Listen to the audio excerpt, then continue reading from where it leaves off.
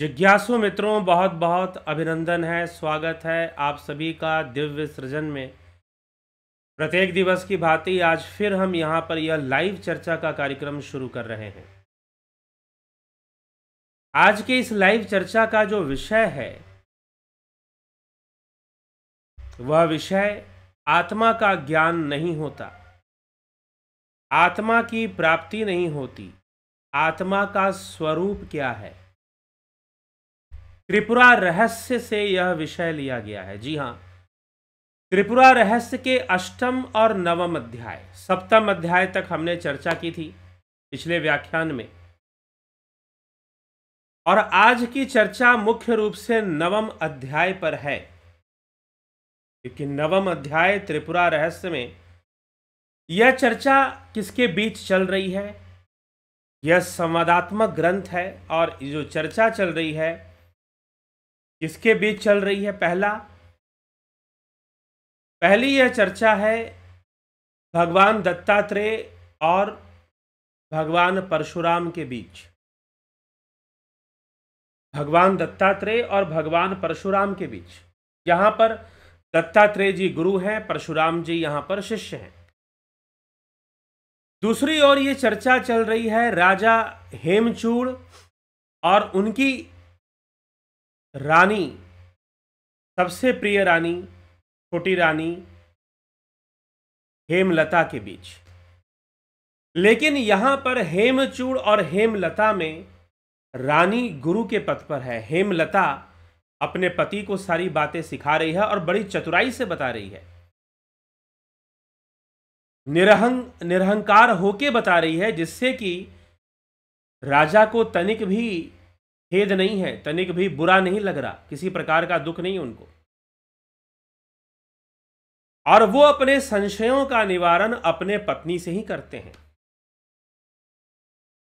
बहुत तरह की चर्चाएं हुई। महेश्वर का स्वरूप क्या है, परमात्मा का स्वरूप क्या है, मन क्या है, आत्मा क्या है, बुद्धि क्या है, अंतःकरण क्या है, माया जाल कैसे फैला हुआ है। इन सभी विषयों पर देवी हेमलता ने राजा हेमचूड़ को अपना मत रखा है और वो उसे भली भांति समझ जाते। इन सभी विषयों को सुनने के बाद राजा हेमचूड़ के मन में तीव्र इच्छा जागृत होती है कि वो आत्मा को जाने, क्योंकि जो परमेश्वर है उसका स्वरूप भी आत्मा से अलग नहीं है। वास्तव में वो आत्मा का ही स्वरूप है, तो आत्मा को मैं जान जाऊं कि आत्मा क्या है। रानी से सारे रहस्यों को समझने के बाद राजा अपनी रानी से मिलता है। काफी चिंतन मनन करने के बाद अपने संशयों को दूर करता है। रानी कहती है कि एक समय था जब आप एक दिन भी मेरे बिना नहीं रह सकते थे, एक दिन भी मेरे बिना नहीं रह सकते थे, लेकिन आज कई मास बीत गए, आप तो मुझसे मिलने ही नहीं आए। राजा ने कहा कि हाँ देवी, मैं बस इस तत्व चिंतन में ही लगा हुआ था, मैं उस परम तत्व को समझने में ही लगा हुआ था, उसी का अभ्यास करने में लगा था। फिर भी मेरे कुछ संशय आए तो मैं अपने संशयों को दूर करने तुम्हारे पास आया हूं।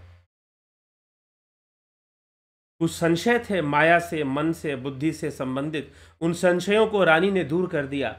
और जैसे ही राजा के संशय दूर हुए, राजा ने कहा कि बस अब मुझे अपनी आत्मा को जानना है, मुझे किसी देवता को नहीं जानना, किसी ईश्वर या किसी ऐसे जिसको लोग मानते हैं कि कोई शक्ति है जिसने दुनिया बना दी है, मुझे कुछ ऐसे को नहीं, क्योंकि आत्मा को जानना ही सब कुछ जानना है, तो मुझे अपनी आत्मा को जानना है। और ऐसा उद्देश्य लेकर राजा चले जाते हैं वन में। वन के अंदर एक उनका वन महल था, 9 मंजिले का। त्रिपुरा रहस्य में लिखा गया है 9 मंजिला उनका एक महल था। उसमें वो 9वें मंजिल पर जाकर साधना करने बैठ जाते हैं। वन के अंदर एक महल, वन महल बना रखा है राजा ने, और वो 9 मंजिला है, 9th फ्लोर तक है। और 9th फ्लोर पे जाकर वो वहां पर साधना करने बैठ जाते हैं, ध्यान लगाने वहां शुरू कर जाते हैं। और उन्हें क्या चाहिए? आत्मा का ज्ञान चाहिए। स्वरूप की उपलब्धि चाहिए। अब जो है आत्मा का ज्ञान चाहिए, मुझे आत्मा के दर्शन हो जाए, मैं आत्मज्ञान को प्राप्त कर लूं। काफी समय तक कुछ प्रयास करने पर भी राजा के हाथ नहीं लगता, तो राजा अपने दूत को बुलाते हैं और कहते हैं कि जाओ रानी हेमलता को बुला के लाओ। दूत जाते हैं, रानी हेमलता को ससम्मान बुलाकर लाते हैं। रानी भी 9वें मंजिले तक पहुंचती है और पहुंचकर राजन से पूछती है कि राजन, हे राजा, हे प्रिय, अब त्रिपुरा रहस्य में राजा और रानी का संबंध कैसा है उसको भी वर्णन करते हुए दोनों के बीच बहुत ही प्रेम संबंध है। और रानी जो है राजा की योग गुरु बन चुकी है, रानी ही यहाँ पर गुरु है। वैसे ही योग वासिष्ठ में भी रानी चुड़ाला की कथा आती है कि वो अपने पति को ही ज्ञान देते हैं। हालांकि वहां पर थोड़ी सी घटना नकारात्मक जाती है कि राजा का अहंकार सामने आता है कि मेरी रानी भला मुझे कैसे ज्ञान देगी। लेकिन त्रिपुरा रहस्य में हेमलता और हेमचूड़ के बीच ऐसा संवाद नहीं है। हेमचूड़ के अंदर एक तीव्र जिज्ञासा है आत्मा को जानने की, सत्य को जानने की। और रानी हेमलता राजा हेमचूड़ को समझा रही हैं। और जब 9वें मंजिले पर वो पहुंचती हैं, 9वें मंजिले पर जाकर, 9th फ्लोर पे जाकर, उनके फॉरेस्ट हाउस कह लीजिए या फार्म हाउस कह लीजिए, कुछ इस तरह का उनका एक महल बना हुआ है, वो 9 मंजिला है। और 9वें मंजिल पर जाकर रानी जो है राजा से मिलती हैं, प्रेम से पहले आलिंगन करती हैं और फिर कहती हैं कि हे राजन, आपको क्या समस्या है, आप अपनी समस्या मुझे बताइए। राजा कहते हैं कि मैंने बहुत प्रयास किया, मैं जब से यहां आया हूं तब से मैं अपनी आत्मा को जानने की कोशिश कर रहा हूं, मैं आत्मज्ञान प्राप्त करने की कोशिश कर रहा हूं, मैं कोशिश कर रहा हूं कि आत्मा मुझे प्राप्त हो जाए। कभी मैं सोच रहा हूं कि ये शरीर तो आत्मा है नहीं। तो रानी समझाते हुए कहती है कि स्वरूप, जब उन्होंने परमेश्वर के बारे में बताया था तब भी यही कहा था। रानी हेमलता ने हेमचूड़ से कहा कि देखिए राजन, जो आत्मा है उसका ज्ञान नहीं होता, जो आत्मा है उसकी प्राप्ति भी नहीं होती। अब ये बड़ी विचित्र सी बात है। एक तरफ कहा जाता है कि आत्मज्ञान को प्राप्त कर लो, एक तरफ कहा जाता है आत्मा की प्राप्ति कर लो, फिर कहा जा रहा है कि आत्मा का ज्ञान नहीं होता, फिर कहा जा रहा है आत्मा की प्राप्ति नहीं होती। वैसे श्लोकों में बहुत लंबी चर्चा में इन बातों की चर्चा की गई है। कुछ मैं श्लोकों को लूंगा और कुछ को संक्षेप से आपके समक्ष में रख रहा हूं। निचोड़ जो उनके 9वें अध्याय में का जो आधा हिस्सा है, जो वार्तालाप है राजा और रानी के बीच में, वो पूरी तरह से आत्मा को समझाने के लिए है। और यहां पर आत्मा का अर्थ चैतन्य है, ब्रह्म है, क्योंकि देवी हेमलता ने आत्मा और परमात्मा का भेद नहीं माना है। पहले ही कह दिया है कि जो परमेश्वर जिसे हम कहते हैं वो हमारा स्वरूप ही है, हमारा आत्मा ही है। तो एक प्रश्न यह आता है कि आत्मा का ज्ञान नहीं होता। अब रानी कहती है कि आत्मा का ज्ञान नहीं होता, आत्मा की प्राप्ति भी नहीं हो सकती। अब ये कौन सी बात है, किस आधार पे ये बात कहा जा रहा है? ये बिल्कुल इसी आधार पे कहा जा रहा है जो रानी ने पहले ही कहा है। क्या कहा है कि जैसे स्थूल बुद्धि वाले लोग क्या सोचते हैं, स्थूल बुद्धि मतलब मोटी बुद्धि वाले लोग क्या सोचते हैं, मोटी बुद्धि वाले सोचते हैं जैसे कि कुम्हार ने घड़ा बना दिया, वैसे ही कोई ईश्वर बैठा है जिसने ये दुनिया बना दी। जैसे चित्रकार ने चित्र बना दिया, वैसे ही कोई गॉड बैठा है जिसने ये दुनिया बना दी होगी। तो ये मोटी बुद्धि वालों की सोच है। उसी प्रकार से जब हम ज्ञान प्राप्त करने की बात हम सोचते हैं, तो हम जिस वस्तु का हमें ज्ञान होता है वो वस्तु हमेशा क्या होती है? पराई होती है, पराई होती है। इसलिए हे राजन, जैसे संसार में हम कई विषयों का ज्ञान प्राप्त करते हैं, अगर हम ये सोचते हैं कि आत्मा का ज्ञान भी वैसे ही प्राप्त होगा, तो फिर यह आपका भ्रम है। और इस तरह से आत्मा का ज्ञान तो कभी प्राप्त नहीं होगा। अगर आप ये सोचते हैं कि जैसे संसार में कई विषयों का हम ज्ञान प्राप्त करते हैं, जैसे किसी ने संगीत का ज्ञान प्राप्त कर लिया, जैसे किसी ने तैराकी का ज्ञान प्राप्त कर लिया, जैसे किसी ने इंजीनियरिंग का ज्ञान प्राप्त कर लिया, जैसे किसी ने मेडिकल साइंस का ज्ञान प्राप्त कर लिया, अगर हम संसार में विभिन्न विषयों का जो ज्ञान प्राप्त करते हैं, अगर आप ऐसा सोचेंगे कि उसी प्रकार से मुझे आत्म विषय का भी ज्ञान हो जाएगा, तो अब इनके अनुसार जिस भी वस्तु का ज्ञान होता है, जिस भी विषय का ज्ञान होता है, वही वस्तु है। तो त्रिपुरा रहस्य के अनुसार आत्मा कोई वस्तु नहीं है, ठीक है, वह तो परम सत्ता है और एकमात्र सत्ता है। इसलिए त्रिपुरा रहस्य आगम ग्रंथ है, शाक्त दर्शन मतलब दैवीय दर्शन के अंदर आता है, देवी का दर्शन है, ये शाक्त दर्शन के अंतर्गत आता है, लेकिन अद्वैत सिद्धांत का ही प्रतिपादन करता है। हाँ, बस फर्क इतना है कि सगुण संसार को इन्होंने देवी का रूप माना है। चित्ती शक्ति जो है, चित्त की शक्ति ही त्रिपुरा सुंदरी का वास्तविक स्वरूप है। और त्रिपुरा सुंदरी, तीन पुरों की सुंदरी, जिससे संपूर्ण जगत प्रकाशित हो रहा है, वही त्रिपुरा सुंदरी है। तो और इसके परे वह अद्वैत तत्व है, वह परम तत्व है, वह महेश्वर है, वह परमेश्वर है, वही आत्मा है। तो देवी कहती है कि देखिए, आत्मा का ज्ञान तो हो नहीं सकता, क्योंकि आत्मा कोई बाहरी विषय नहीं है। बाकी जो विषय, जैसे हम बाकी विषयों का ज्ञान प्राप्त करते हैं, उस प्रकार से आपको कभी आत्मा का ज्ञान नहीं हो सकता, और उसी तरह से आत्मा की प्राप्ति भी नहीं हो सकती। क्यों नहीं हो सकती? क्योंकि हम प्राप्ति किसकी करेंगे? जो हमारे पास नहीं है। जो हमारे पास नहीं है, हम उसको प्राप्त करते हैं। धन नहीं है तो धन प्राप्त करेंगे, मान सम्मान नहीं है तो मान सम्मान प्राप्त करेंगे, यश कीर्ति नहीं है तो यश कीर्ति प्राप्त करेंगे, भोजन नहीं है तो भोजन प्राप्त करेंगे। तो हम उन वस्तुओं को प्राप्त करने की कोशिश करते हैं जो हमारे पास नहीं है, लेकिन आत्मा तो सर्वदा हमारे साथ है।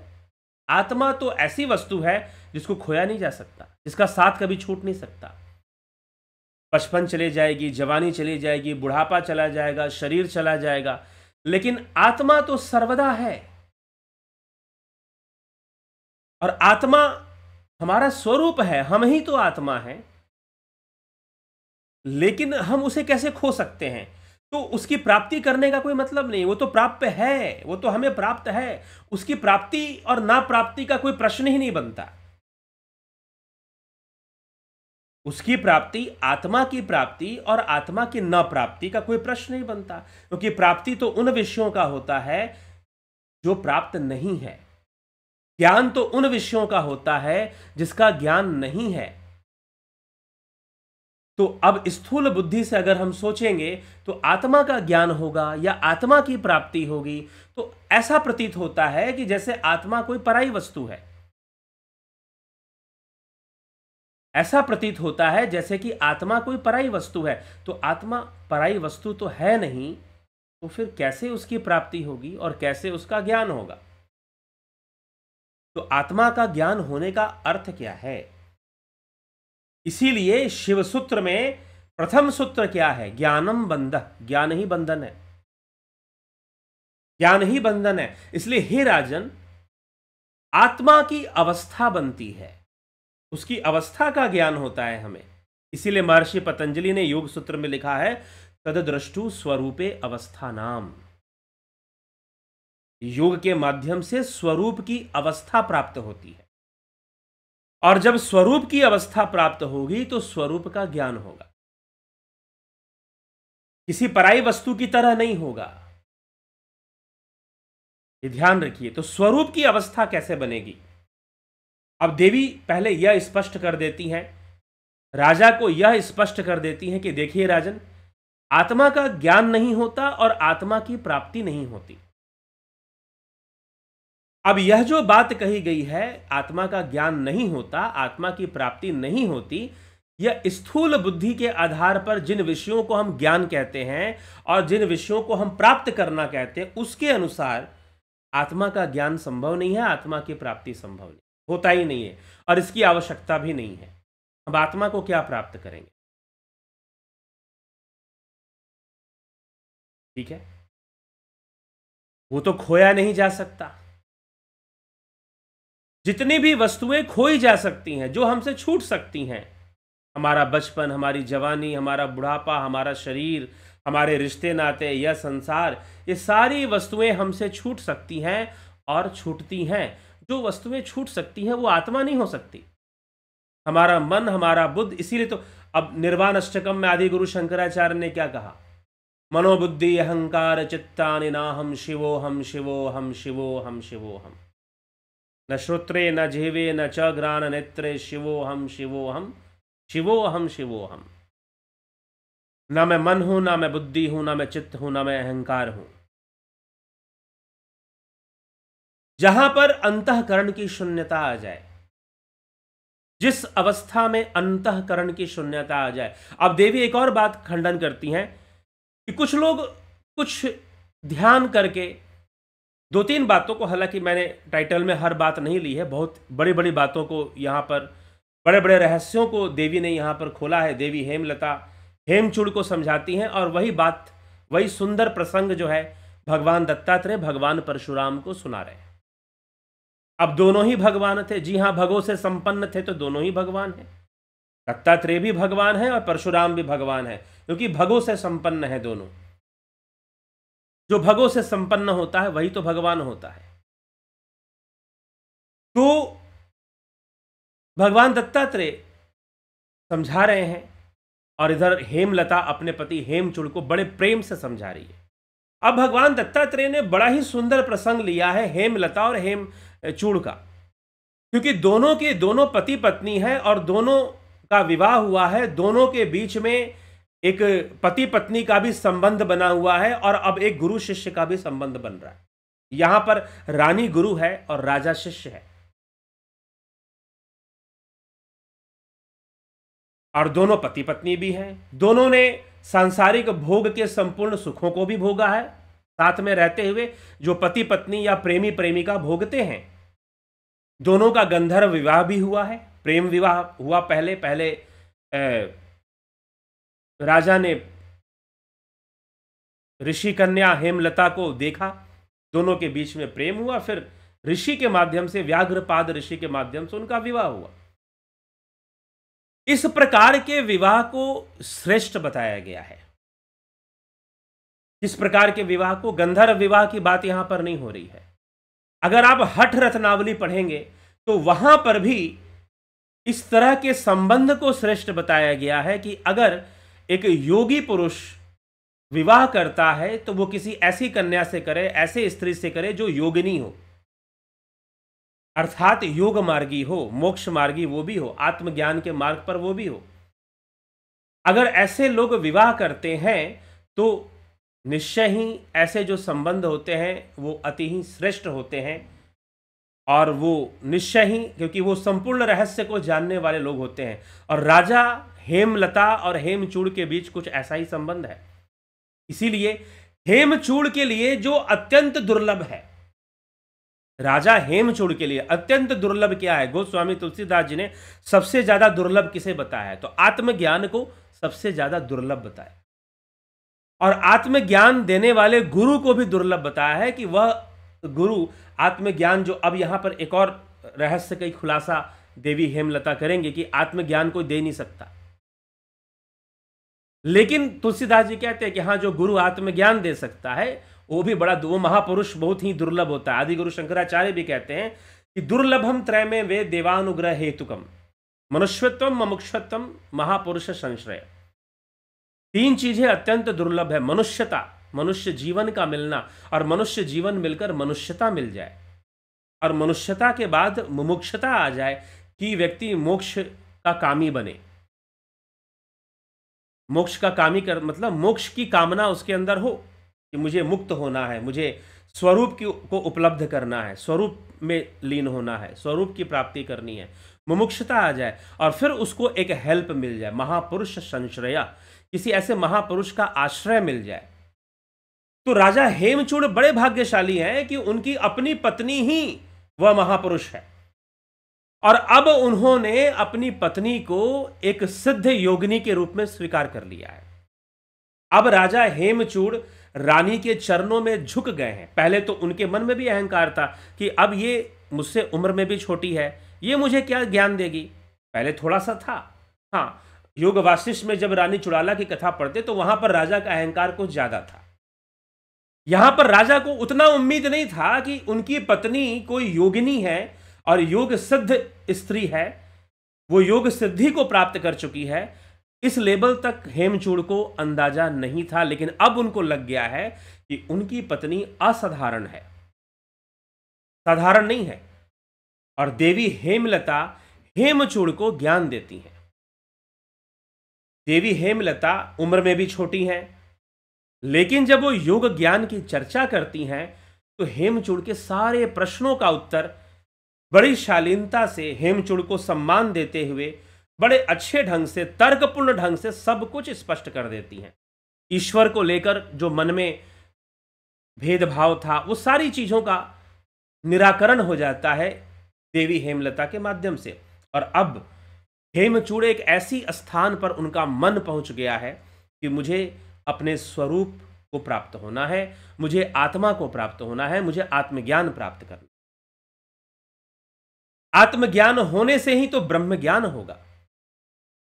तो देवी हेमलता कहती है कि देखिए देखिए प्रियतम, यहां पर श्लोक में प्रियतम शब्द का प्रयोग रानी ने अपने पति, क्योंकि अपने पति को समझा रही है, तो कहती है कि देखिए प्रियतम, उस आत्मा का ज्ञान नहीं होता और उस आत्मा की प्राप्ति भी नहीं होती। क्योंकि जब भी हम सोचते हैं कि हमें आत्मा का ज्ञान होगा तो कई बार हम ये सोच लेते हैं कि आत्मा जैसे कोई पराई वस्तु है, शायद जिसे जो हमारे पास नहीं है।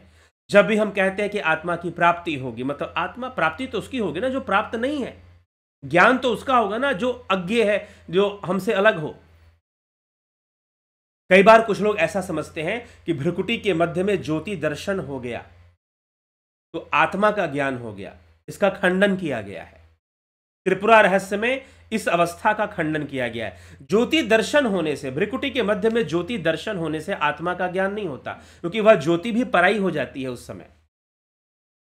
आप किसी दूसरी वस्तु को जब देख रहे हैं तो वो कभी आत्मा नहीं हो सकती। नाद का ज्ञान होने से, नादा अनुसंधान हठ प्रदीपिका ग्रंथ में बताया गया, नाद का ध्यान होने से, नाद लय को भगवान शिव ने 84 लय बताए हैं या 84 लाख लय बताए गए हैं, उनमें सर्वश्रेष्ठ लय है नाद लय। उनमें सर्वश्रेष्ठ लय है नाद लय। तो नाद का सुनाई देना और नाद में लय होना भी आत्मज्ञान नहीं है। तो आत्मज्ञान क्या है? देवी कहती है कि आत्मा का कोई ज्ञान नहीं हो सकता। जिस तरह से हम सांसारिक विषयों का ज्ञान कर रहे हैं, आत्मा की प्राप्ति नहीं हो सकती जैसे कि हम बाहरी विषयों को प्राप्त करते हैं। तो आत्मा का ज्ञान होगा कैसे? आत्मा की अवस्था बनेगी कैसे? तो हे राजन, आप स्वरूप की अवस्था में जाएंगे और उस अवस्था में आप ही जाएंगे, कोई गुरु आपको लेकर नहीं जा सकता। कुछ लोग कहते हैं ना गुरु जी आत्मज्ञान देंगे, नहीं। तो रानी कहती है, यहां पर बहुत सुंदर वर्णन है। मैं चाहता हूं कि ये श्लोकों के अर्थ आपको पढ़ के सुना दूं, लेकिन पढ़ूंगा तो बहुत लंबा निकल जाएगा, फिर समय बहुत उसमें लग जाएगा। राजा पूछता है कि मुझे तुम यह बताओ कि हम कौन हैं, मेरा आकार अर्थात शक्ल क्या है। हे परशुराम, इस तरह जब हेमलेखा के प्रिय पति ने उससे प्रश्न पूछा, तब हेमलेखा ने कहा, अब हेमलेखा जो है अपने पति को बता रही है, सुनिए, मैं इस आत्म तत्व का गूढ़ रहस्य समझाती हूं। आप आदर पूर्वक विशुद्ध बुद्धि से अपने आत्मा के स्वरूप का विचार करें। यह आत्मा न तो देखने में आती है और ना इसे शब्दों के माध्यम से बतलाया ही जा सकता है। अब रानी बोलना शुरू करती है। बहुत लंबी चर्चा है और बहुत ही गूढ़ चर्चा है। कभी त्रिपुरा रहस्य खुद लेकर पढ़ेंगे तो और भी आनंद आएगा। यह आत्मा न तो देखने में आती है और ना इसे शब्दों के माध्यम से बतलाया जा सकता है। फिर इसका स्वरूप मैं आपको कैसे समझाऊं? और जब तक आप अपनी आत्मा के रूप को ठीक ढंग से न जान लेंगे, तब तक अपनी माता को भी नहीं पहचान सकेंगे। ना इसकी कोई बनावट होती है, ना इसका कोई आकार होता है। इसलिए हे राजन, ना ही आत्मा का कोई ज्ञान प्राप्त होता है और ना ही आत्मा की प्राप्ति होती है, और ना ही कोई आत्मा का ज्ञान आपको दे सकता है। क्या दे सकता है? जितने भी गुरु ये कहते हैं कि मैं आत्मज्ञान दे रहा हूं, वास्तव में वह आत्मा की अवस्था तक पहुंचने की तरकीब बता रहे होते हैं। वो आत्मा की अवस्था तक पहुंचने की तरकीब बता रहे होते हैं। इसलिए हे राजन, मैं भी आपको आत्मा का ज्ञान नहीं कराऊंगी, आपको तरकीब बताऊंगी। I will give you skill. Skill, ये ध्यान योग क्या है? आत्मज्ञान का स्किल है। यह ध्यान योग क्या है? आत्मज्ञान की टेक्निक है, स्किल है, तरकीब है। तो रानी राजा से कहती है कि मैं आपको तरकीब बताऊंगी। और जितने भी गुरु ये दावा करते हैं कि मैं आत्मज्ञान दूंगा, वास्तव में वो तरकीब ही बता रहे होते हैं, ना कि वो आपको कोई आत्मा का ज्ञान करवा देंगे। आत्मा का ज्ञान तो आपको अपने आप ही होगा। अब कैसी अवस्था में आत्मा का ज्ञान होगा, तो रानी उसको बहुत कई श्लोकों में उसका एक्सप्लेनेशन दिया गया है कि जिस समय ना तो इस शरीर का भान होगा, ना तो मन बुद्धि चित्त अहंकार ही रहेंगे। संसार का जब पदार्थ ज्ञान का, एक श्लोक में बहुत अच्छे से बताया गया है कि जब पदार्थ ज्ञान का पूर्ण निषेध हो जाएगा, तो आप जो अवस्था बचेगी वो अवस्था ही आत्मज्ञान होगा। सुन लीजिए, आत्मज्ञान कैसे होगा?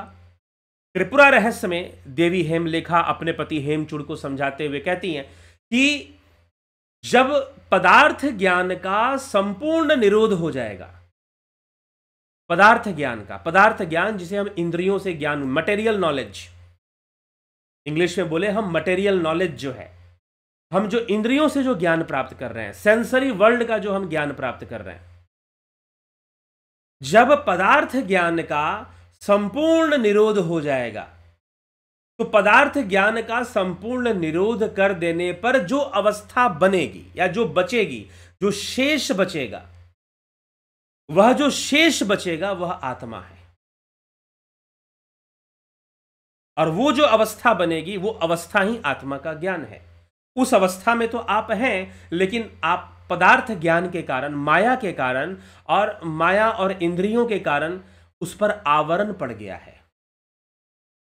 जैसे धूल आईने को ढक लेता है, जैसे जेर गर्भ को ढक लेता है, वैसे ही इंद्रियां जो हैं और इंद्रियों से उत्पन्न जो माया है, वह आत्मा को ढक लेती है। बस इतना ही होता है।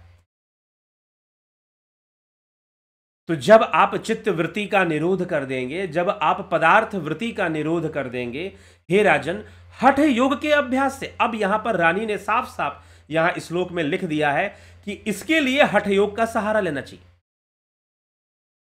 अगर आप हठ प्रदीपिका ग्रंथ में केवली साधना या केवली कुंभक के बारे में पढ़ेंगे, घरंड संहिता में केवली कुंभक, अजपा गायत्री का अभ्यास, ये सब कुछ आपको ध्यान योग में मिल जाएगा। केवली कुंभक क्या है, अजपा गायत्री का अभ्यास कैसे होता है, ठीक है।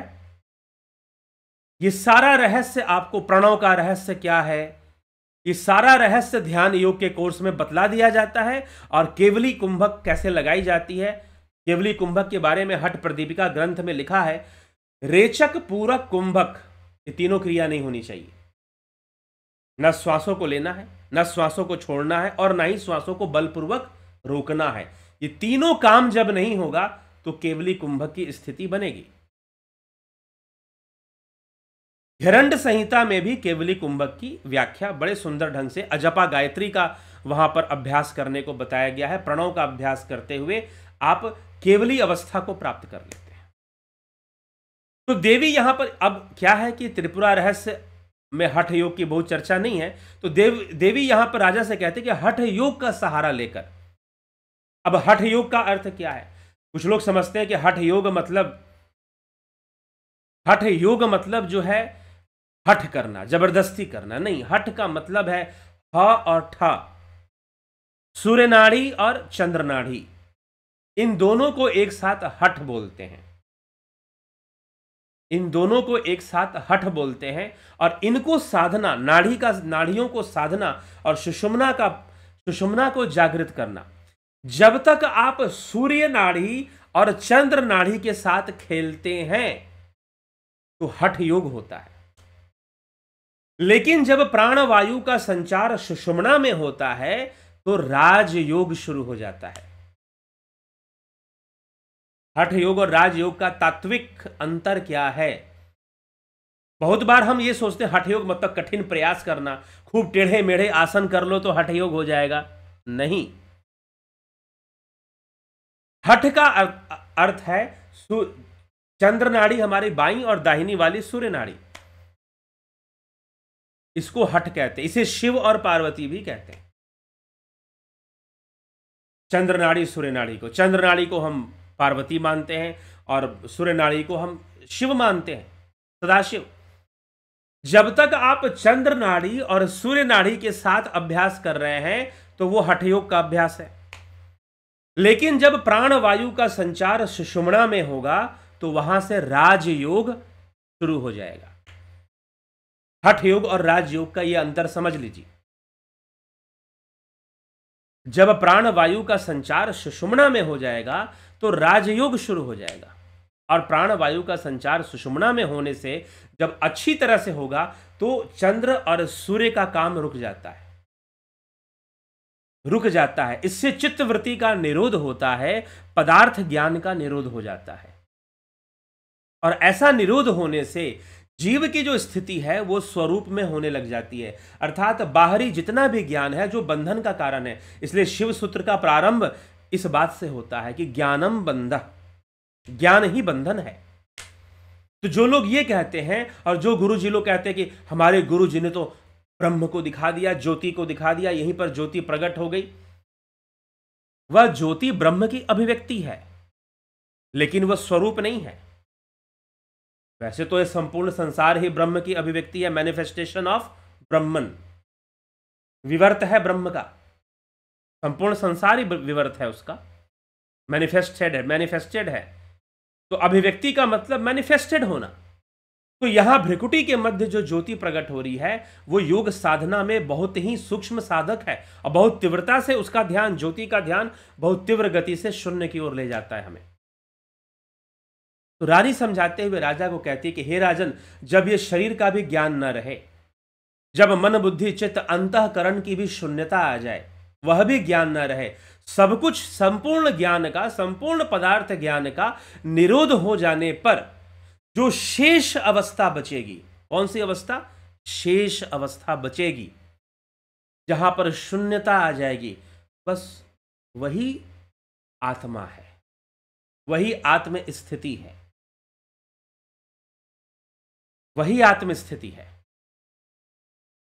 तो रानी कहती कि जब ऐसा होने लगेगा, और इसे आप कैसे पहुंचेंगे आप यहां तक, तो प्रथम में हठ योग का सहारा लेना चाहिए। तो रानी राजा से कहती है कि शुरुआत में हठ योग का सहारा लेना चाहिए। तो हठ योग क्या है वो मैंने कहा, इसीलिए इस ध्यान योग के अभ्यास में, इस ध्यान योग के कोर्स में पहले हठ योग करवाया जाता है। इस ध्यान योग के कोर्स में पहले हठ योग करवाया जाता है, गाइडेड मेडिटेशन उसे हमने कहा है। देखिए, guided meditation, transcendental meditation, spiritual healing, ये 3 पार्ट है इसके। तो guided meditation is Hatha yoga, transcendental is Rajyoga, spiritual healing यह तो आध्यात्मिक उपचार की क्रिया है। तो वो जुपिटर मेंबरशिप में है, लेकिन सन में ये 2 आपको जो लोग मेंबरशिप के बारे में जानना चाहते हैं, तो ट्रांसेंडेंटल और गाइडेड सिखाया जाता है। हठ योग, हठ योग में अपने इन दोनों नाड़ियों की साधना होगी, इन दोनों नाड़ियों की साधना होगी हठ योग में। इनको कैसे साधना है आपको सिखाया जाएगा, नाड़ी शोधन क्रिया बताई जाएगी आपको, और कई प्रकार के कुंभक बताए जाएंगे आपको। इसका अभ्यास करने के बाद आपको केवली का अभ्यास कराया जाएगा, और केवली से राजयोग शुरू हो जाएगा, ट्रांसेंडेंटल शुरू हो जाएगा। तो ध्यान योग की जो यह कोर्स है, यह शास्त्र आधारित कोर्स है, और अनुसंधान करके इस कोर्स को डिजाइन किया गया है। जिन लोगों ने योग शास्त्र का अध्ययन सही से किया है वो भली भांति समझ जाएंगे कि हाँ, ये जो कोर्स चल रहा है, एक तो ये शास्त्र सम्मत भी है, और रिसर्च करके इसके स्टेप्स, जितनी भी टेक्निक्स बताई गई हैं वो रिसर्च करके, अनुसंधान करके बताई जाती है। ठीक है, तो ये विषय हमें समझना है। तो हठ योग का सहारा लेकर हम ऐसा कर सकते हैं, और फिर जब इस पदार्थ ज्ञान का पूर्ण निषेध हो जाएगा तो जो ज्ञान बचेगा वो आत्मा का ही ज्ञान होगा। तब स्वरूप, इसलिए महर्षि पतंजलि ने कहा कि आपको स्वरूप का ज्ञान नहीं होगा, आप स्वरूप की अवस्था को प्राप्त करेंगे। तो आप जिस अवस्था को प्राप्त करेंगे उस अवस्था का ज्ञान हो ही जाएगा कि हाँ भाई ये आत्मस्थिति बन गई। हालांकि आप वहां विचार करने के लिए नहीं रहे, क्योंकि वहां कोई विचारना नहीं होता। इस बात का भी चिंतन नहीं। जैसे कुछ लोग ऐसा अभ्यास भी पढ़ लिया उन्होंने, अब यहां पर देवी ने लिखा कि हठ योग का अभ्यास करना चाहिए, लेकिन जो इस पर गौर ना करे वो चिंतन करेगा, मैं अपने आप को शून्य में ले जा रहा हूं, मैं कुछ भी नहीं सोच रहा हूं, मैं सारे विचारों को खत्म, मैं कोई भावना नहीं कर रहा हूं, मैं कोई भावना नहीं कर रहा हूं। अरे ये अपने आप में एक भावना बनी हुई है। इस तरह से नहीं होता।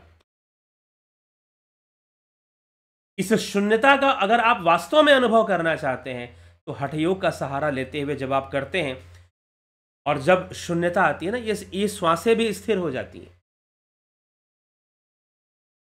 जब शून्यता आएगी तो ये श्वासें भी स्थिर हो जाएंगी। वो बनेगी आत्मा की स्थिति, वो बनेगी स्वरूप की अवस्था। तद्द्रष्टु स्वरूपे अवस्था नाम। इसी बात को बहुत सुंदर ढंग से, ये कहते हैं ना, सुंदर तर्कों से रानी ने राजा को समझा दिया। हे राजन, अगर आप ये सोचते हैं कि आत्मा का ज्ञान वैसे होगा जैसे संसार में हमें वस्तुओं का ज्ञान होता है, तो फिर वही मोटी बुद्धि लगाने वाली बात हो गई। अगर आप ये सोचते हैं कि आत्मा की प्राप्ति वैसे होगी जैसे कि हमें कुछ प्राप्त हो जाता है संसार में, तो फिर वही मोटी बुद्धि लगाने वाली बात हो गई।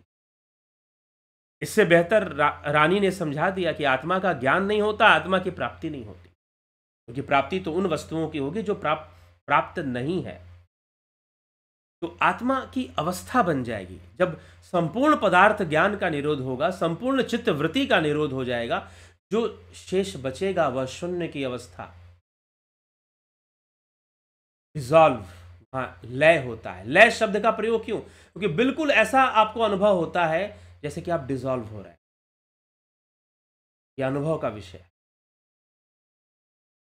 मैं ये तो नहीं कहता कि मैं कोई बहुत बड़ा सिद्ध योगी, लेकिन इस तरह की अवस्था का अनुभव अभ्यास करते हुए मैंने किया। उस आधार पे आपको कह रहा हूं कि एक ऐसी अवस्था बिल्कुल शून्य, श्वासें तो एकदम गायब हो जाती हैं, श्वासों का जो आना जाना है वो गायब हो जाता है एकदम, पता ही नहीं, मतलब ये है ही नहीं, ऐसी स्थिति बन जाती है और बिल्कुल शून्य की अवस्था बनती है। वहां पर आप ये भी नहीं सोच सकते कि मैं शून्य हूं, बस वो बन जाती है। जब आप उस अवस्था से बाहर निकलते तब आपको रियलाइज होता है, हाँ हो गया, कुछ ऐसी अवस्था बनी। तब आपका तब वहां विचार प्रकट होता है। उस अवस्था में कोई विचार भी प्रकट नहीं हो सकता। तो वह आत्मा की अवस्था है। तो आप आत्मा की अवस्था में आत्म स्थित होंगे। आत्म स्थित होने से ही आत्मज्ञान होगा। ऐसा नहीं कि आत्मा का साक्षात्कार, जैसे कि हम किसी को इंटरव्यू देते हैं तो सामने वाला साक्षात्कार देने बैठा है तो सामने बैठ गया। इसीलिए यहां पर यह भी कह दिया गया कि भ्रिकुटी में ज्योति का दर्शन हो गया। इसका मतलब यह नहीं कि आपको आत्मज्ञान हो गया। कुछ लोग तो यह भी कहते हैं कि भगवान का दर्शन हो गया, ज्योति का दर्शन हो गया। तो हाँ, ज्योति साधना राजयोग का एक अंग है। नाद ध्यान राजयोग का एक अभ्यास है, उसका अभ्यास करना चाहिए। उसी से शून्यता आएगी, नाद से ही शून्यता आती है। मेरा जो अनुभव है, और हठ ग्रंथ जो है, नाथ संप्रदाय के जो हठ ग्रंथ हैं, हठ प्रदीपिका आदि, उन सब ने माना है कि नाद से ही शीघ्रता से शून्य में लीन हुआ जा सकता है, शून्य की अवस्था को प्राप्त किया जा सकता है। और उस शून्य की अवस्था को प्राप्त होना, शंकराचार्य यही समझा रहे हैं, गुरु गोरखनाथ का योग यही समझा रहा है, बुद्ध यही समझा रहे हैं। बौद्ध मत में जो बार बार शून्य की बात की जाती है वो उसी अवस्था की बात की जा रही है।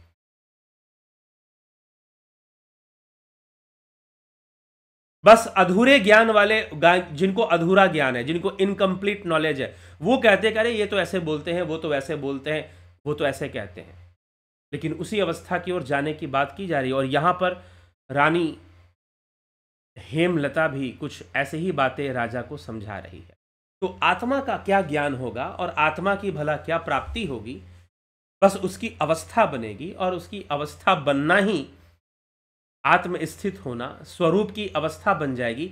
और स्वरूप की अवस्था तभी बनेगी जब चित्त वृत्ति का निरोध होगा संपूर्ण। यहां पर रानी ने कहा है कि पदार्थ, संपूर्ण पदार्थ ज्ञान का निषेध, हठ योग के द्वारा संपूर्ण पदार्थ ज्ञान का निरोध कर देने से जो अवस्था शेष बचेगी, वही शेषनाग, जो शेष बच गया, जो हमेशा रहेगा,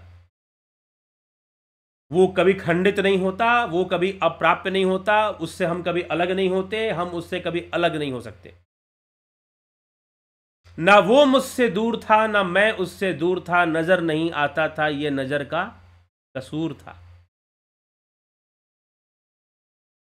स्वामी राम तीर्थ एक बहुत बड़े शायर भी थे, योगी भी थे, शायर भी थे। तो उन्होंने कहा कि ना वो मुझसे दूर था, ना मैं उससे दूर था, नजर नहीं आता था, ये नजर का कसूर था। तो हम उसे नहीं जान पा रहे, ये हमारा कसूर है, क्योंकि नजर तो पदार्थों में लगी हुई है। नजर का मतलब ये आंख नहीं, हमारा मन, हमारा चित्त पदार्थों में लगा हुआ है, मटेरियल वर्ल्ड में लगा हुआ है। संपूर्ण पदार्थ ज्ञान का निरोध कर देने से जो अवस्था बनेगी, जो बचेगी, जो शून्य बनेगा, वही स्वरूप है। शून्य नहीं है वो, इसीलिए आदि गुरु शंकराचार्य ने कहा कि शून्य नहीं, उसे ब्रह्म कहो, क्योंकि वही पूर्ण है, वही ब्रह्म है। संपूर्ण पदार्थ ज्ञान का निरोध होने से ब्रह्म मिल जाता है, ब्रह्म की अवस्था बन जाती है, और हम उससे कभी अलग नहीं हो सकते, वो हमसे कभी अलग नहीं हो सकता। हर चीज खो सकती है, यह शरीर खोएगा, रिश्ते नाते खोएंगे, सब खोएंगे, लेकिन वो ना खोता है और ना उसे खोया जा सकता है। और वो जो स्वरूप है उसी में हम आ जाएं, वो स्वरूप की अवस्था बनना। तद्द्रष्टु स्वरूपे अवस्था नाम महर्षि पतंजलि ने योग सूत्र में लिखा है, वो बन जाए तो आपको आत्मज्ञान होता है। ठीक है, तो आत्मज्ञान उस तरह से नहीं होता जैसे कि दूसरे ज्ञान होते हैं। आत्मा की प्राप्ति वैसे नहीं होती जैसे कि किसी जो वस्तु हमारे पास नहीं है वो हमें मिले। धन नहीं है तो धन की प्राप्ति कर ली, नौकरी नहीं है तो नौकरी की प्राप्ति कर ली, पत्नी नहीं है तो पत्नी की। तो इस तरह से आत्मा की प्राप्ति नहीं होती, इसलिए कहा गया आत्मा का ज्ञान नहीं होता, आत्मा की प्राप्ति नहीं। इसलिए त्रिपुरा रहस्य में जो रानी हेमलता के समझाने का जो तरीका है वो कुछ इस ढंग से है कि पहले तुम मानना बंद करो, फिर जानो। कहते हैं कि जब स्वामी दयानंद सरस्वती विरजानंद के पास, स्वामी विरजानंद जी के पास गए, तो उन्होंने कहा कि तुमने अपने माथों पर जो ये वेद शास्त्रों की जो ये टोकरी बांध के घूमते रहते हो ना, इसको पहले उतार के आओ, पहले उतार के आओ तो मैं बताऊंगा। ठीक है, इसी तरह से अगर ईश्वर को समझना है, स्वामी विवेकानंद कहते थे कि it is better to be an atheist. तुम किसी गॉड को मानना ही बंद कर दो, और जब मानना बंद करो तो ठीक लगे तो मेरे पास आ जाओ, फिर मैं समझाऊंगा कि ईश्वर क्या चीज है। लेकिन तुमने पहले ही से मान लिया कि ऊपर में 7वें आसमान पे कोई बैठा हुआ है, वो दुनिया चला रहा है, पहले से तुमने सारी धारणाएं बना ली, तो मैं तुम्हें समझा नहीं पाऊंगा। मैं तुम्हें तभी समझा पाऊंगा व्हाट इज गॉड, जब तुम नास्तिक बन जाओ, एकदम डिनाई कर दो कि there is no god, there is no god, पहले ये कह दो तुम, फिर मैं समझाऊंगा कि क्या है वास्तविक स्थिति, क्या है। तो यहां पर रानी के सामने भी एक चुनौती है, क्योंकि राजा के मन में पहले से जो धारणाएं हैं, मोटी बुद्धि से जो आदमी सोचता है, क्षमा कीजिएगा, इस ग्रंथ के अंदर ऐसे शब्द का प्रयोग हुआ है, स्थूल बुद्धि वाले लोग। स्थूल बुद्धि कहने का मतलब संसार में जो व्यवहार देख रहे हैं उसी ढंग से सोच रहे हैं, उसी ढंग से परमात्मा की भी परिभाषा बना देते हैं, उसी ढंग से आत्मा की भी परिभाषा बना देंगे। तो उस ढंग से जो चल रहे हैं सोचकर, वो मोटी बुद्धि से सोच रहे हैं। वही difference classical physics and quantum physics. Classical physics में जितने भी सिद्धांत है ना, क्वांटम में जाकर टूट जाते हैं, खंडित हो जाते हैं, गलत साबित हो जाते हैं, गलत साबित हो जाएंगे।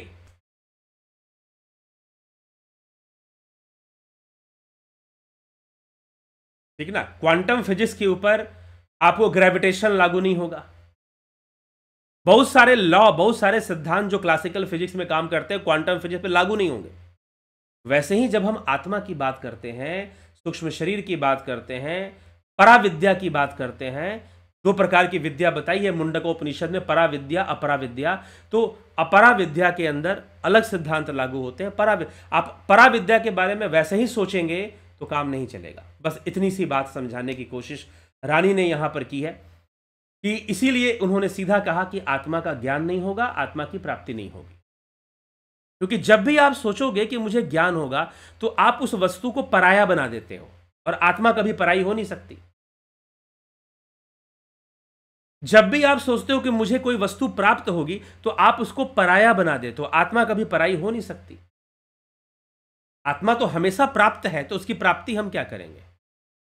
बस हमें उस आत्मा की अवस्था में पहुंचना है, स्वरूप में पहुंचना है अपने योग मार्ग से। योग का यही उद्देश्य है, तद्द्रष्टु स्वरूपे अवस्था नाम। चलिए इसी के साथ मैं विराम दूंगा। और अगर आप वास्तव में यह यात्रा करना चाहते हैं, अगर आप इस यात्रा को प्रारंभ करना चाहते हैं,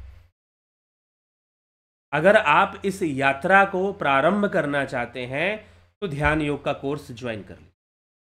यह ध्यान योग का कोर्स यही यात्रा करवाता है, यही तरकीब है। ध्यान योग एक तरकीब है। देवी ने राजा से कहा कि कोई आपको आत्मज्ञान नहीं करा सकता, तरकीब दे सकता है। और जितने भी गुरु ये कहते हैं कि मैं आत्मज्ञान कराऊंगा, वास्तव में वो तरकीब देते हैं। ज्ञान तो अपने भीतर होगा, अपने आप में ही होगा। आत्म स्थिति या स्वरूप की जो अवस्था है वो अपने आप में ही बनेगी, कोई बाहर से देने थोड़ी ना आएगा, तरकीब देगा। गुरु का काम है तरकीब देना। ये ध्यान योग क्या है? वो तरकीब है।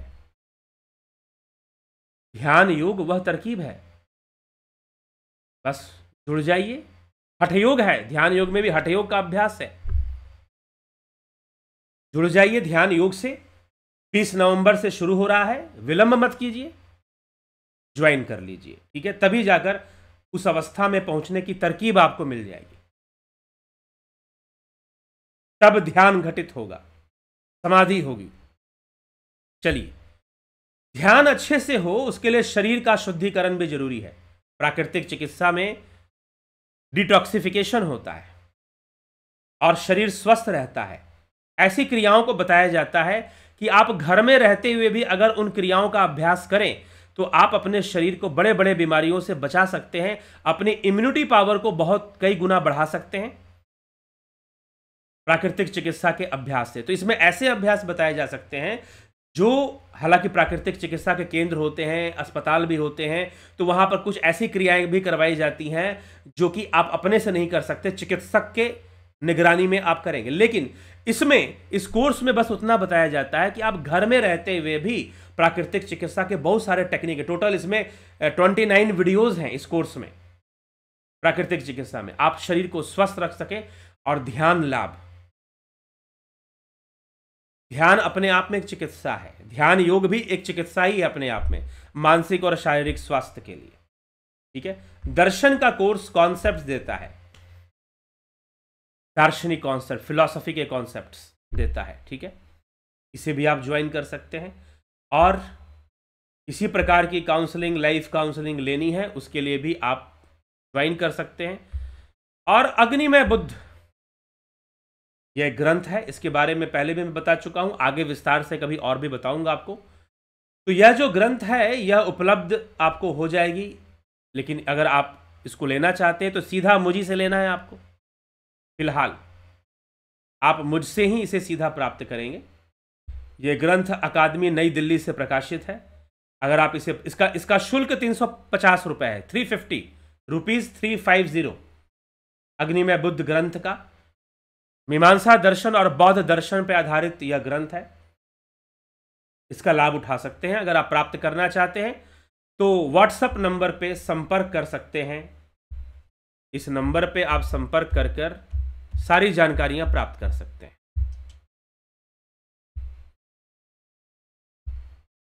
सारी जानकारियां आप प्राप्त कर सकते हैं इस नंबर पे संपर्क कर।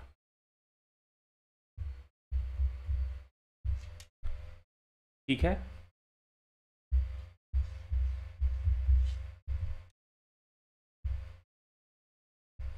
चलिए इसी के साथ आगे बढ़ते हैं और आपके कमेंट्स देख लेते हैं। कमलेश खैरनर जी, नवज्योति नाथ जी, विष्णु चंद्र मौर्य, जे जायसवाल जी, शिखर शर्मा, शिवराम कृष्ण जी, राजू पाल जी, संतोष कुमार जी, विनोद कुमार सूद, श्वेता राय सिन्हा, गोविंद प्रसाद नीमा जी, सबका बहुत बहुत अभिनंदन, स्वागत है। रतन सिंह जी, नरेंद्र माकुड़े जी, चित्रंजन बरुआ जी, अरुण पंडित जी, घनश्याम सरोदे, रामविलास जी, माधुरी कोल्हे जी, प्रभुदत्त शर्मा, सविता नायक जी, योगेश खैरनर जी, अमन कक्कर जी, कवि कुमार, अनिल, भरत शबलानी जी, कन्हई कुमार जी, हीरालाल यादव, जयदेव प्रसाद, दयानंद जी, किशोर वैद्य जी, बिमला शाह, काशीनाथ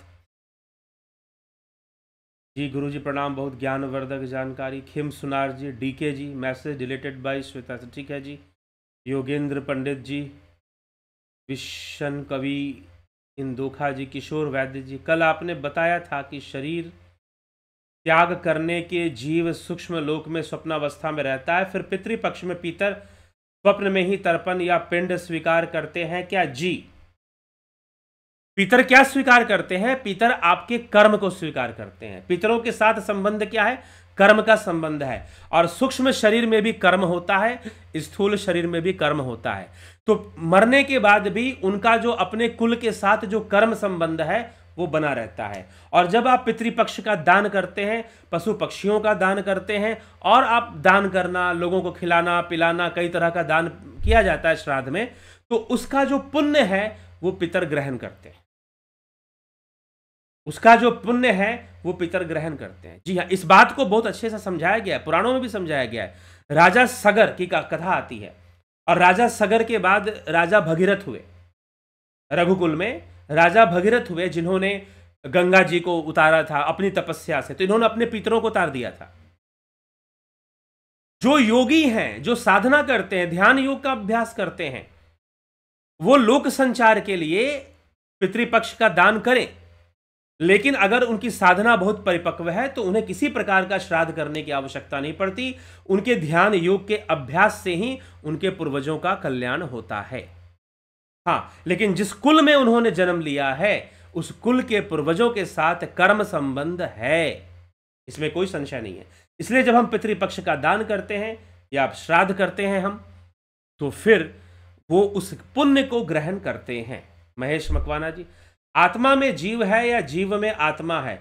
या स्थूल बुद्धि से सोचेंगे तो ऐसा रहेगा, क्योंकि स्थूल बुद्धि तो ऐसे सोचेगा ना, भाई इसके अंदर ये है या इसके अंदर ये है। वही बात, स्थूल बुद्धि से हम सोचेंगे तो हम कहेंगे कि जैसे कुम्हार ने घड़ा बना दिया, वैसे ही परमात्मा ने दुनिया बना दी होगी, वैसे ही गॉड ने दुनिया बना दी होगी, हम ऐसा सोच लेंगे। तो स्थूल बुद्धि से सोचेंगे तो ये भ्रम पैदा होगा। लेकिन आत्मा तो बहुत ही विशाल है, आत्मा तो सर्वव्यापी है। जीव को सर्वव्यापी तब माना जाएगा जब हम उसको आत्मा रूप में देखेंगे। नहीं तो जीव सर्वव्यापी नहीं है। अलग अलग जीवों के परवश जीव स्ववश भगवंता, जीव अनेक एक श्रीकंता। जीव अनेक हैं, ठीक है, जीव अनेक हैं, आत्मा सर्वव्यापी है। तो विशाल तो आत्मा हो गया ना। अब आत्मा में ही जीव है, आप ऐसा समझ लो। ब्रह्मांड, ब्रह्म का अंड, इस संपूर्ण जो सृष्टि है ब्रह्म के अंड में है, मतलब ब्रह्म के भीतर है, ब्रह्म से बाहर नहीं है। ठीक है महेश जी, यहीं पर गड़बड़ होती है। हम कहते हैं आत्मा हमारे भीतर है। भीतर कहने का मतलब क्या है? जैसे कि हमारा हृदय हमारे भीतर है, जैसे कि पेट हमारा भीतर है, हमारी आंतें हमारे शरीर के भीतर है, क्या वैसे भी आत्मा है? नहीं, इसी को मोटी बुद्धि से सोचना कहते हैं। नहीं, भीतर कहने का मतलब सूक्ष्म है वो, लेकिन वो इस शरीर से भी बड़ा है। उपनिषदों में लिखा गया है कि विशाल से विशाल और सूक्ष्म से सूक्ष्म वो ब्रह्म है, वह आत्मा है। वह आत्मा विशाल से विशाल और सूक्ष्म से सूक्ष्म है।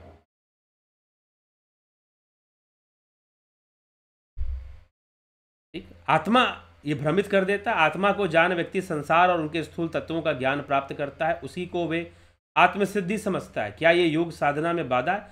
नहीं, संसारिक जो ज्ञान प्राप्त हो रहा है वो आत्मसिद्धि नहीं है। ठीक है, इस अनमोल ज्ञान प्रदान करने के लिए हम आपके बहुत आभारी हैं। आप लोग ग्रहण कर रहे हैं, क्योंकि इसके ग्रहणकर्ता भी बड़े दुर्लभ होते हैं। तो आप सभी का बहुत आभार। महेश मकवाना जी, ब्रह्मनाद सुनना बड़ा दुर्लभ है। ध्यान योग करिए, ध्यान योग से ब्रह्मनाद तक कैसे पहुंचना है बताया जाता है। संदीप बेनीवाल जी, बराबरी भरत भाई जी, जन्म मरण कोणे छे, किशोर वैद्य जी, क्या स्वरूप अनुभव होने के पहले ज्योति दिखना या नाद का अनुभव होना जरूरी है? जरूरी है, लेकिन हाँ, ये अवस्था बनती जरूर है, नाद आता जरूर है, क्योंकि नाद को वो घोड़ा कहा गया है जो खुद गायब हो जाएगा। जब शून्य आएगा, ना तो आप रहेंगे ना नाद रहेगा, दोनों नहीं रहेंगे। तो इसको थोड़ा समझना जरूरी है। ऐसी अनुभूतियां आती अवश्य हैं। इसीलिए योगियों को जो पहला लक्ष्य दिया गया है, बड़े बड़े योग गुरुओं ने, यहां तक कि ओशो ने भी योग का जो लक्ष्य दिया है, उन्होंने नाद को दिया है पहले। हां, लेकिन केवली का अभ्यास करने से धीरे धीरे स्वरूप की अवस्था बनने लग जाती है। लेकिन नाद अनुभव ना हो ऐसा भी नहीं है, नाद अनुभव होता है। हां, ध्यान को आगे बढ़ाने की आवश्यकता है। ऐसा नहीं होगा कि नाद का अनुभव नहीं आएगा, आएगा, समय लगेगा।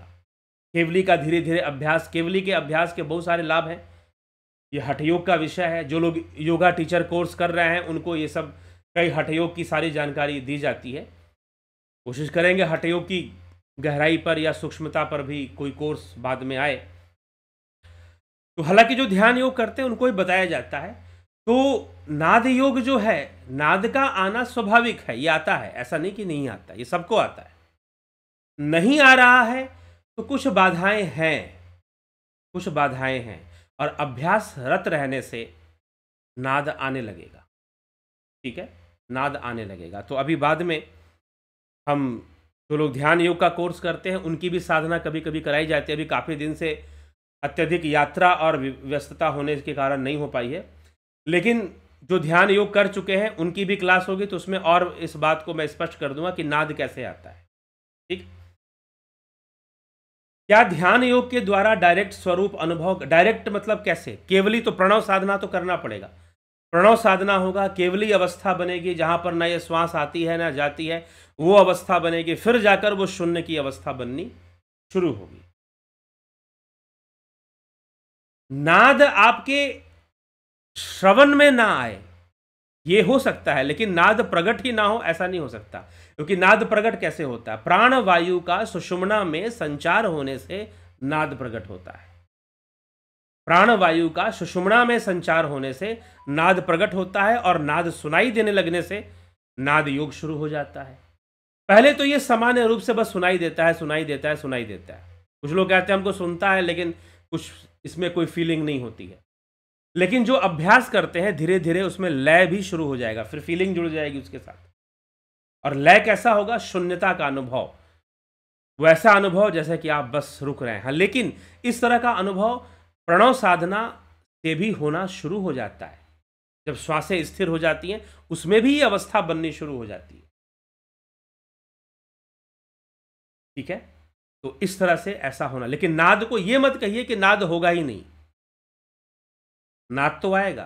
हाँ, बस ये हो सकता है कि अपनी सूक्ष्मता के कारण वो पहले हमारे श्रवण में ना आ पाए, हमारी एकाग्रता में ना आ पाए, ये हो सकता है। ठीक है, चलिए, सुनाई ना दे ये हो सकता है, लेकिन सुषुम्ना में प्राणों का प्रवेश होने से होगा नाद। चलिए, तो इन सब बातों को हमें ध्यान से समझना है। एके त्यागी जी, बहुत बहुत अभिनंदन है। और